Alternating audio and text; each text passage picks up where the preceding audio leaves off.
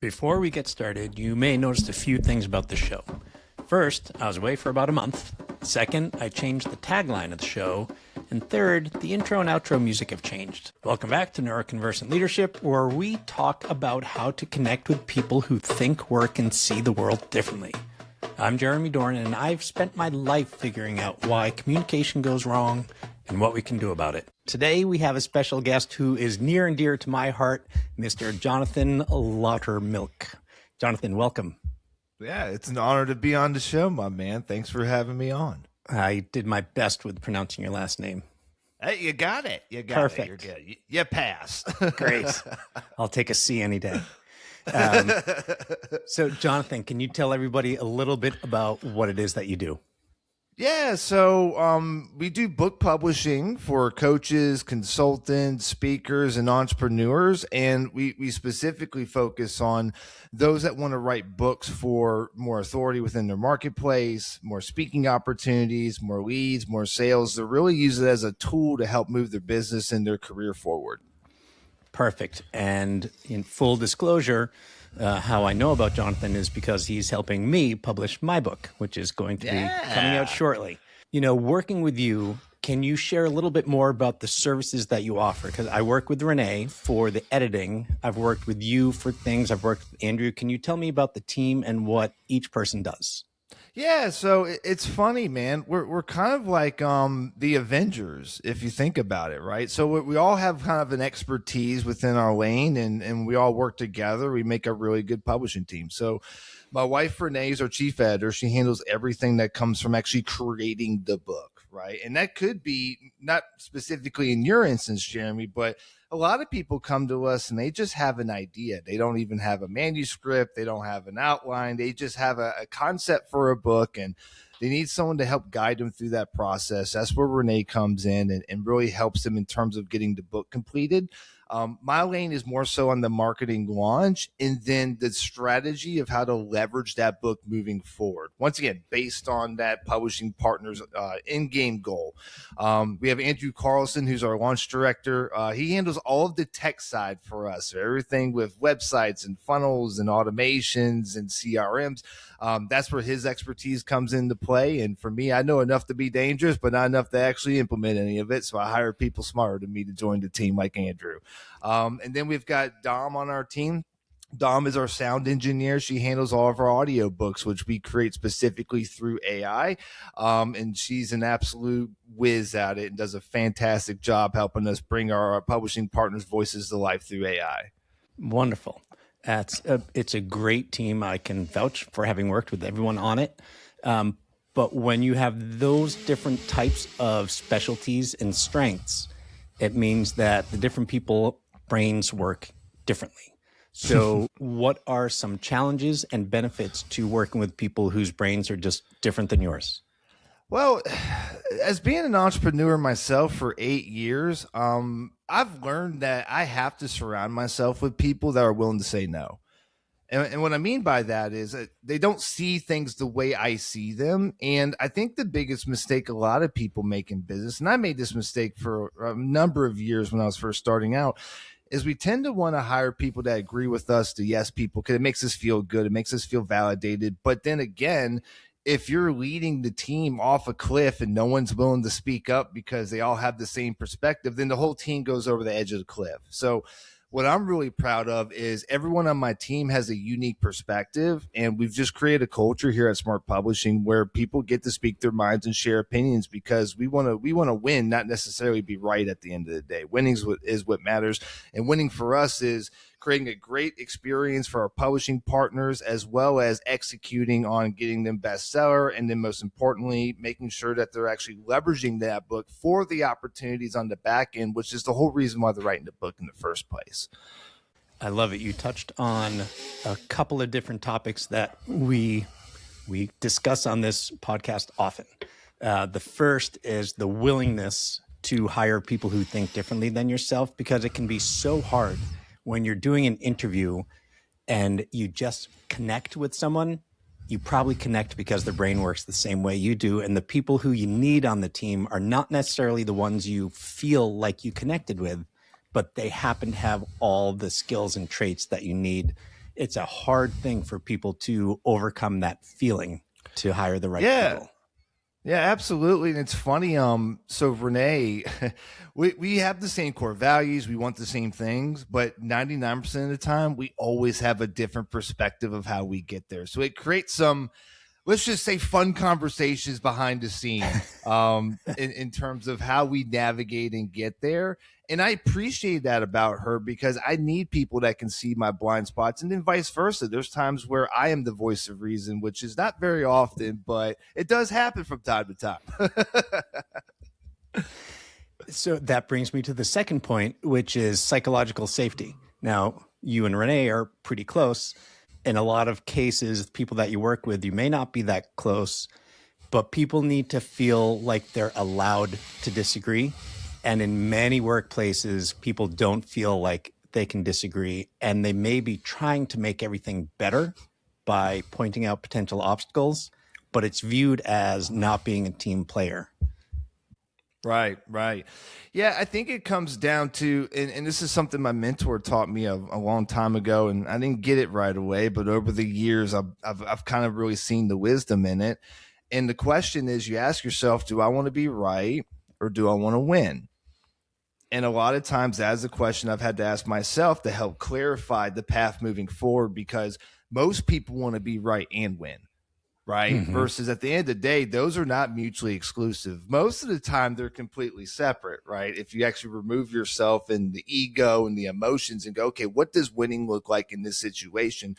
And I think when everyone's really clear on what that actually looks like for not just the company, but for each person in their individual role on the band, to say, it allows us to remove the ego out of the equation, and it allows us to have productive conversations that are actually going to accomplish the goal at hand. And when the team is winning and we're accomplishing goals, like, everyone gets to enjoy in the spoils of that. And that's something that, we have team meetings every Friday, and I have a part of the meeting I call giving out the flowers, right? So I go around for each person and I give them their metaphorical flowers to say, and I shout them out in front of the team, and we do like a two-time clap time type of deal to create some energy and just reward the behavior of them moving forward with things. And sometimes that could be an action that they took. It could be an idea they came up with. Some of the ideas that we implement, Jeremy, that you're benefiting right now, were not my own. They came from a different perspective, from a different team member that saw the process in a different way. And it made sense. We came together, we implemented it, and now it's created a smoother experience for everyone involved. So I think it's about celebrating people's efforts. And once again, everyone's super clear, at least on my team. We want to win versus be right. That's fantastic. One challenge that comes up often is everyone has the same apparent goal, and everyone feels like they understand what the goal is, but every individual has a slightly different twist on their priorities. I do a lot of work with American Public Works Association members, and there's engineers and construction and government and citizens. So the goal may be get a bridge up and working, but each of them also has smaller priorities within that goal. And it's very easy to just assume everyone's goals are the same when they're not always as clear as we would want them to be. Yeah, for sure. And I think that's the job of the leader. The leader has to be able to see the 30,000 foot view, and has to be able to cast that vision in not just a romantic way, but in a very clear and precise way. So for me, I have a couple of rules of thumb that are non-negotiable. Like, hey, here's the end goal we're doing. How we get there, I'm flexible on. What we do and what we accomplish, I am not flexible on. And that took me many years to grow into. I'm just maybe hard to believe, Jeremy, but I'm a natural control freak. Oh, really? By default, that's my natural state. I want to control everything. And as I've gotten older and gone through life, I realized we actually have very little control over a lot of things, but we can control our attitude and we can control how we react to things. So for me, it's been just making sure the team is clear on the big vision of what we're doing, the non-negotiables of what we're accomplishing. And then from there, it's a collective of how do we get there, and the best idea wins. Love it. One thing that I've talked about a number of times is I love the Myers-Briggs, and on the thinking versus feeling, what that really comes down to very often is how you make decisions. And the thinking people want the logically, measurably best outcome. And the feeling people want something that respects their core values. And they're not mutually exclusive, but the assumption that people make when going into that conversation are wildly different. And it can feel like you're speaking two totally different languages until you clearly state everything that you want out of a thing. Like the goal may be to get a best-selling book, but along the way, there are other things that people are going to find important. Like I said, they may have different priorities. And for the feeling people, it may be our core values are X, and we want to make sure we reach those on our way to the ultimate goal. Yeah, no, I agree. I'm definitely more of the core value side into feelings type of approach with everything. And it's kind of hard for you to see through the video here. But that's our family core values back there. And I also turned those into our business core values about 3 years ago. I found the challenge of trying to juggle, well, here's how I am in business, but here's how I am at home. And I just really leaned into one of my universal principles I live my life by is how you do one thing is how you do everything. So I scrapped the business core values and just say, hey, this is how we're going to operate, right? In business, out of business. If you want to be involved with me in any regards, this is how we operate. This is what you can expect from us. But this is also what I expect from people I work with, right? And it's also why we call our authors publishing partners. Right? Because it is a collaboration. It's a relationship. Like we can't do our part without them and they can't do their part without us. Right. So I think when people get in alignment with the assignment, in this case being the core values, that's what creates a great working experience and great relationship. And that's where great things are able to come from because of that agreement within the core values of how we're going to operate. I love that. And it's important for you, particularly that how you engage with people at home and at work are the same because you work with your wife. Yeah, it's a family-owned business, and once again, you know this, Jeremy. I've got a 3.5-year-old daughter, and one of the things that's on my heart, and once again, we'll see if this comes to fruition, but I want to be able to hand her the reins one day. I want to create a business that far surpasses my lifetime, right? So for us to be able to create something that's generational, then we have to build the bedrock and the foundation of that now so that one day when she's old enough and equipped and able to take over leadership within that, that's my dream to be able to hand that off to her one day. Love it. Kind of changing topics a little bit. Yeah. When you are partnering with authors, there are many different ways, like you said. I came to you with a complete manuscript and I wanted help with editing and formatting. Some people just come to you with ideas. Can you tell a little bit more about the spectrum of different ways that potential authors come to you and the differences between them, and maybe why one approach might work better for a person than another?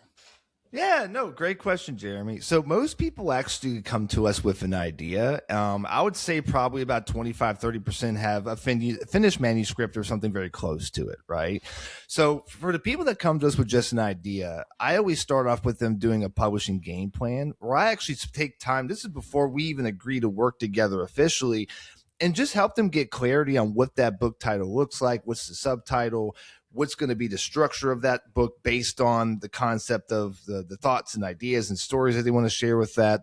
And once we're in agreement with that, and we got clarity on our North Star, the first step of the process is we do what's called chapter mapping sessions, right? And this was the same experience that I went through before we became a publishing company when I wrote my first book, where essentially I'll get on, say, a 90-minute call with them.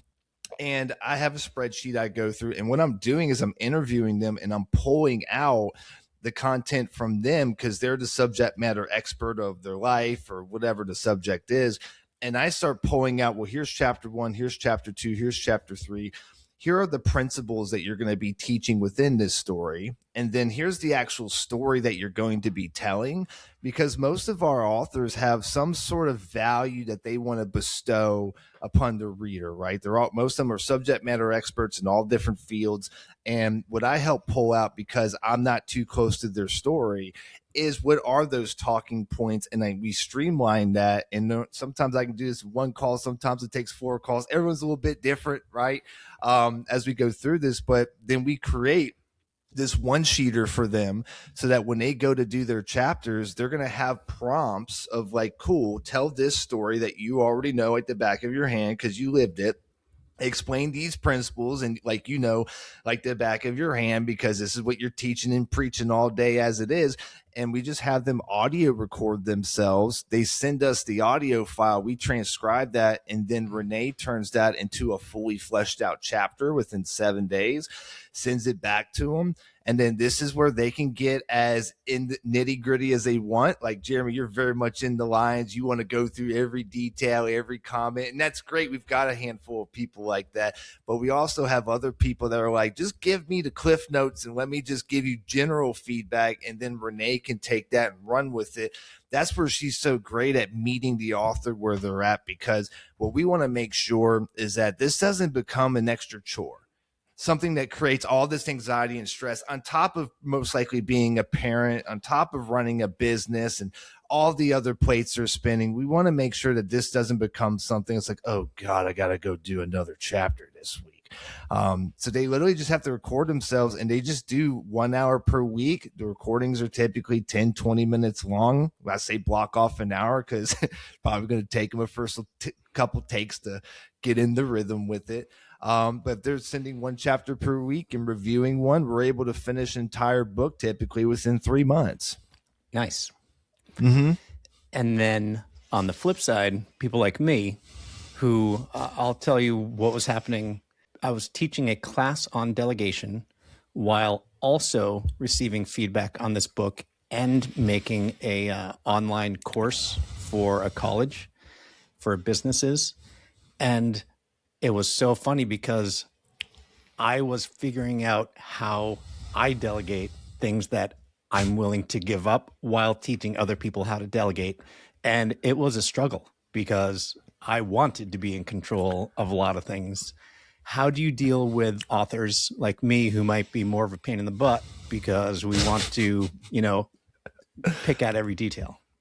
So that's most people, Jeremy, so one of the things that I've discovered is how you onboard someone. It makes a big difference about how you go through the process. And then the next part is earning the trust through that process, right? So after you came on, this is something we implemented this year, just because I started to notice that people would forget what I would tell them when they sign up, and then I'd have to remind them. So we inserted onboarding and strategic calls when they reach certain phases, just like we've done with you with the marketing prep. And you and I are going to do one after this podcast for the marketing launch. By inserting myself strategically within those phases and then having the onboarding to set expectations, that has created a lot smoother process because we're able to outline step by step. Here's what we're doing. Here's why we're doing it this way. And here's what I need you to do from your end, right? So that's half the equation, right? The other part is obviously like the follow through on the other end.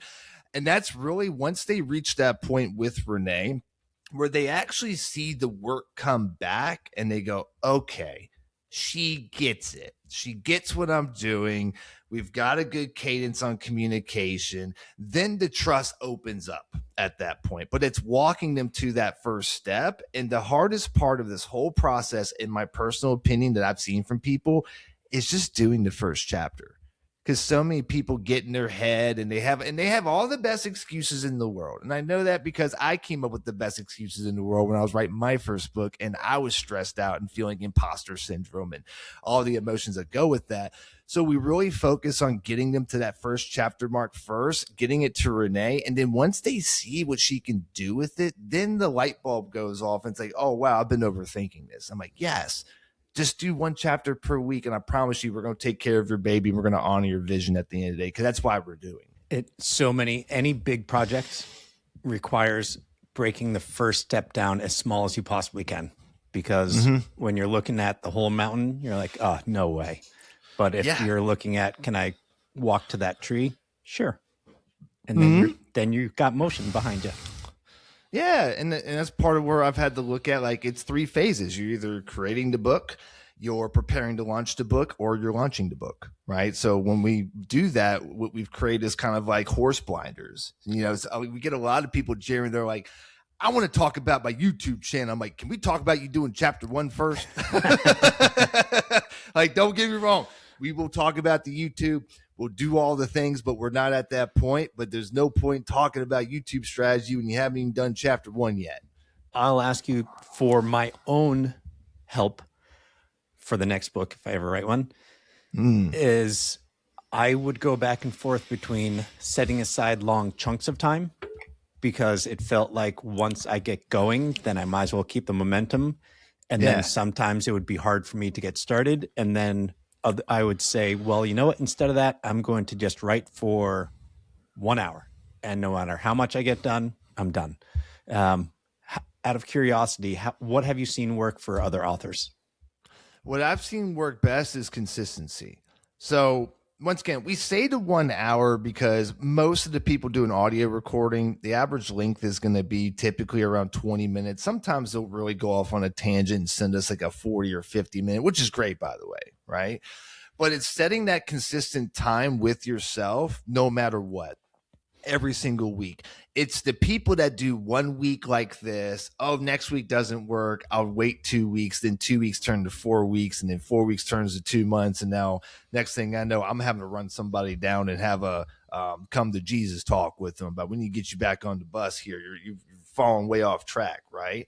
So I think whatever you commit to, Jeremy, whether it's an hour or 2 hours, like, you just have that consistent time that you set that's not crammed in between all the other things that you're doing, right? I think that's really important to note, is this is not something you slip in between sales calls or coaching calls or whatever it is you're working on your business. You need to have a sacred day where you're able to detach from all the distractions, and that might be a weekend where you have that one-on-one time and you just focus on getting content down. It's not about perfection. It's about getting it down, because there will be weeks where you feel great. You'll get the dopamine rush because you did it and you didn't feel like it, or you go, man, that was a great chapter. I was cooking on that one. But there's also going to be weeks where you're going to feel like that's the worst piece of content you've ever created, and you're going to want to just hit delete. I promise you, just send it anyway, because if it stays in your head, then you're never going to have a book. And that's why you get an outside professional like a Renee who can go in and help shape and mold that for you, so that we actually have something that we can put down and start moving forward with things. Yeah, it was pretty interesting. I am definitely of the just get something down on paper. And my motto is, if something's worth doing, it's worth doing poorly, because then at least you do it. Right. And there were some chapters that, as Renee was going through them, I'm like, oh, right, that was a just get something down. Right. And I knew it was going to need a lot of work. And some of them I'm like, no, that one's pretty fully formed, but some were not. Yeah, and that's just where, if you have, at least if you have clay on the pedestal, you have something to mold, right? It's when someone goes, well, I don't have the perfect thing, so I'm just not going to do it. Those are the people that I talk to. It's like, how long have you been working on your book? And they're like, 10 years. I'm like, 10 years? Good Lord, right? Well, what's been going on? And typically it's that they're struggling with. When you are onboarding new people, everyone is coming from a totally different place and they've got different personalities. How is it that you assess the new people and how best to work with them, how to best to communicate with them? So as of right now, and this won't be the case forever, I'm doing about 90% of the sales conversations. Sometimes it's Renee through a relationship that she has. And then I still make sure that I'm meeting them, because obviously they're going to need to know who I am. And this is where, just from me, just working with the amount of different people we have over the last several years, I've gotten pretty good at knowing how to identify how they like to communicate and how they like to move forward. And it's funny, it kind of comes from my background of my former life before I was an entrepreneur, where I was a fitness manager. So you think a fitness manager's job is to work out clients and all those things. No, you're actually really building the trainers and helping them get clients. And one of the things I had to do was pair the right trainer with the right client so that they would actually stick, and then that client would stay. If I made that mistake, the client would not re-sign, and then we'd lose revenue, right? So I got really good over a decade of doing that, of like almost like the eHarmony for finding fitness clients with the right trainer. And that skill is translated into what we do with the book publishing side, of just being able to have those conversations and spot where they're at. And then once again, when I walk through onboarding, like I don't change the onboarding based on the person. Like our process is our process. I've just gotten to the point, Jeremy, where I'm willing to be clear, even if it's uncomfortable, because I'm trying to build an actual relationship with this person. And I think you need to establish boundaries and expectations in any relationship. Even in my marriage with my wife, there's expectations I have of her and there's expectations she has of me. But because I'm clear on what the things are that are important to her, I can show up and be a good husband for her by providing and showing up in those areas, and then vice versa, because I'm clear on what I need and she understands. She's able to show up and serve me. And I think if both sides are truly showing up together to go, hey, how can I serve you and give you what you need so we can be successful? That's what creates a great collaboration partnership. So I just have those conversations up front with people at this point.